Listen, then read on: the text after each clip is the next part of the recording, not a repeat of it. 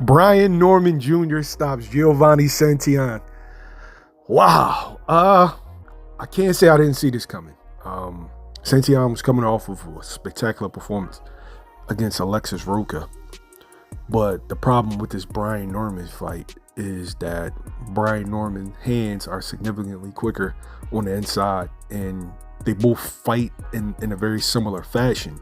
It's just they both fight on the inside, and essentially what you saw is Brian Norman just gives Santillan angles where he was just coming straight forward. And when both of them would throw, Norman's stuff would get off faster because he had the quicker hands. Santillan, they should have stopped it earlier, but he shouldn't feel any kind of way. This was a great fucking fight. This was a back and forth. Like, when you think about boxing, when casuals think about boxing, that's what this was. This was a fucking bloody war.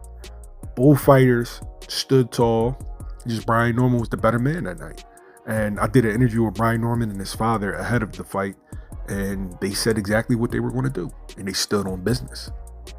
So respect to them for carrying out the game plan and, backing up.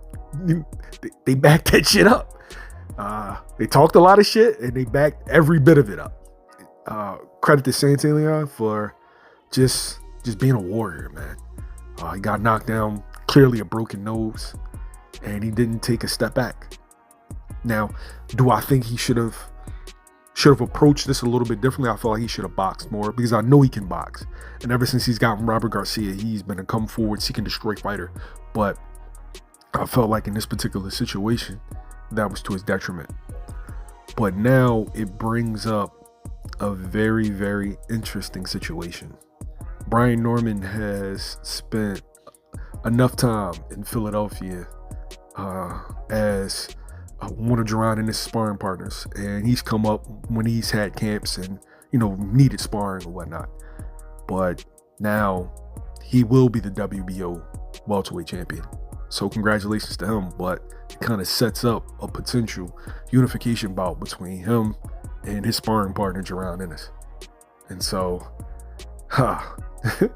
that's definitely going to be like the welterweight division. Now it has motion. Now it has motion. So Boots is fighting Crowley. Brian Norman wins.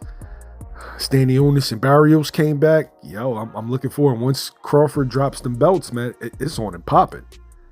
We all know who the next welterweight champions are. We all know we have it all figured out.